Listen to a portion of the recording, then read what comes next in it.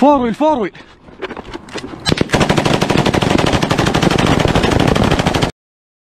দীর্ঘ ৪৪ বছরের একনায়কতন্ত্রের উৎখাত একবিংশ শতাব্দীতে এসেও এমনটা হয়েছে।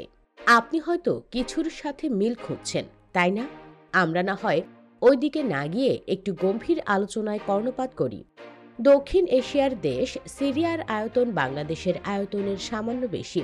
অতীতে ফ্রান্সের উপনিবেশ ছিল। ১৯৩৬ সালে স্বাধীনতা অর্জন করলেও স্বীকৃতি পেতে পাড়ি দিতে হয় আরও এক দশক। তবে বলে রাখা ভালো, স্বাধীনতা অর্জন করলেও কখনো গণতন্ত্র কায়েম হয়নি সিরিয়ায়। আরবের অন্য দেশগুলোর মতো এখানেও বহুদলীয় গণতন্ত্র প্রতিষ্ঠা পায়নি। স্বৈরতান্ত্রিক শাসনের ফলে বহুদিন ধরে দেশটি মানব উন্নয়ন সূচকে শুধুই নিম্নগামী হয়েছে। ২০১৫ সালে তো একদম তলানিতে গিয়ে ঠেকে। ক্ষুধা, দারিদ্র্য কি নেই দেশটিতে? স্বভাবতই জাতিগত সংঘাত দানা বাঁধে। অশিক্ষায় জর্জরিত এই দেশটিতে বহু বছরের বিভিন্ন বিদ্রোহীদের দ্বন্দ্বের সর্বশেষ পরিণতি ছিল বর্তমান প্রেসিডেন্ট বাশার আল আসাদের ২৪ বছরের বাথ পার্টির শাসনের অবসান।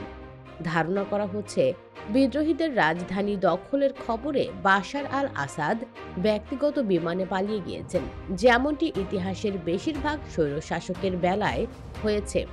মিস্টার আল আসাদের বাবা হাফিজ আল আসাদের মৃত্যুর পর ২০০০ সালে মাত্র ৩৪ বছর বয়সে দ্রুতই প্রেসিডেন্টের পদে অধিষ্ঠিত হন বাশার আল আসাদ। তবে এজন্য দেশটির সংবিধানে প্রেসিডেন্টের সর্বনিম্ন বয়স ৪০ বছর থাকার যে বিধান ছিল তা পরিবর্তন করতে হয়। দায়িত্ব নিয়ে তিনি স্বচ্ছতা, গণতন্ত্র, উন্নয়ন, আধুনিকায়ন, জবাবদিহিতা ও প্রাতিষ্ঠানিক ভাবনার কথা বলেছিলেন। প্রেসিডেন্ট হওয়ার কয়েক মাস পর তিনি আসমা আল আখরাসকে বিয়ে করেন। তাদের ৩ সন্তান হাফিজ, জেইন এবং করিম। প্রথম দিকে তার রাজনৈতিক সংস্কার ও গণমাধ্যমের স্বাধীনতা বিষয়ক বক্তব্য অনেককে আশাবাদী করেছিল।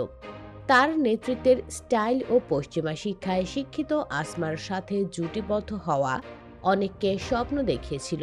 কিন্তু ২০০১ সালে নিরাপত্তা বাহিনী ব্যাপক দমন অভিযান চালায় এবং বহু সোচ্চার কণ্ঠকে আটক করে। বাশার আল আসাদ অর্থনৈতিক ক্ষেত্রে সীমিত সংস্কার করলেও ব্যক্তিখাত উৎসাহী হয়ে ওঠে। তবে তার শাসনের প্রথম দিকে উত্থান হয় তার চাচাতো ভাই রামি মাখলৌফের। তিনি সম্পদ আর ক্ষমতার সমন্বয়ে বিশাল ব্যবসা সাম্রাজ্য তৈরি করেছেন। ২০১১ সালে গণতন্ত্রপন্থী বিক্ষোভ শুরু হয়েছিল দাররা শহরে। সিরিয়ার সরকার তখন ব্যাপক দমনপীড়ন চালালে সেটি আসাদ সরকারের পতনের আন্দোলনে পরিণত হয়। প্রতিবাদ, বিক্ষোভ এবং দমনপীড়ন দুটোই বাড়তে থাকে। বিরোধী সমর্থকরা এক পর্যায়ে অস্ত্র হাতে তুলে নেয়। মিস্টার আসাদের নাম দিয়েছিলেন বিদেশি সমর্থিত সন্ত্রাসবাদ। শত শত বিদ্রোহী দল তৈরি হয়। বিদেশি শক্তিরা বিভিন্ন পক্ষ নিতে শুরু করে এবং আইএস ও আল কায়েদার মতো উগ্রপন্থী জিহাদিরা জড়িয়ে পড়ে। সহিংসতা দ্রুত গতিতে বাড়তে থাকে এবং দেশটি পুরোপুরি গৃহযুদ্ধে জড়িয়ে পড়ে। এই যুদ্ধে ৫ লাখেরও বেশি মানুষ নিহত হয়। প্রায় ১,২০,০০,০০০ মানুষ ঘরবাড়ি ছাড়তে বাধ্য হয় এবং এর মধ্যে অন্তত ৫০ লাখ বিদেশে শরণার্থী বা রাজনৈতিক আশ্রয় চেয়েছে।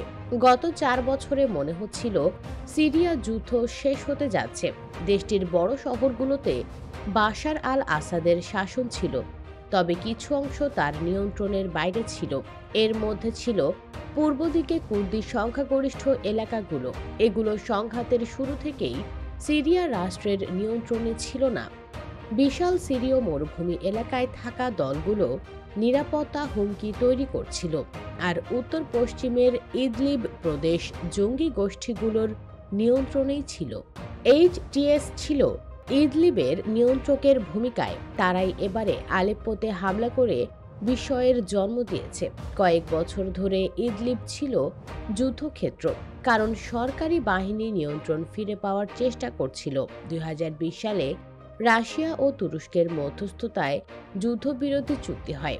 রাশিয়া দীর্ঘদিন ধরে আসাদ সরকারকে সমর্থন দিয়ে আসছে, আর তুরস্ক বিদ্রোহীদের সমর্থন জুগিয়েছে। তুরস্ক ছাড়াও যুক্তরাষ্ট্র, ইরান, লেবানন সহ আরবের বেশ কিছু দেশ পরোক্ষভাবে বিদ্রোহীদের সমর্থন জুগিয়েছে, যার ফলশ্রুতিতে মধ্যপ্রাচ্যের চলমান রাজনৈতিক বিশৃঙ্খলা চূড়ান্ত রূপকথায় নতুনভাবে জন্ম নিয়েছে। আরব বসন্তের মূলমন্ত্র গণতন্ত্র প্রতিষ্ঠায় এই বিজয় কতটা অবদান রাখবে সেই বিষয়ের আলোচনা সময় সাপেক্ষ। তবে সিরিয়ায় যে দীর্ঘ স্বৈরতন্ত্রের ইতিহাস আর শীঘ্রই রচিত হবে না সেটা বলাই যাচ্ছে। সিরিয়ায় গণতন্ত্র প্রতিষ্ঠিত হোক, ভিন্ন কোনো রূপে, আর গৃহযুদ্ধ ফিরে না আসুক, মানব উন্নয়ন সূচকে কিছুটা হলেও পরিবর্তন হোক, যাতে করে সিরিয়ার সাধারণ মানুষ একটু স্বস্তি ফিরে পাবে।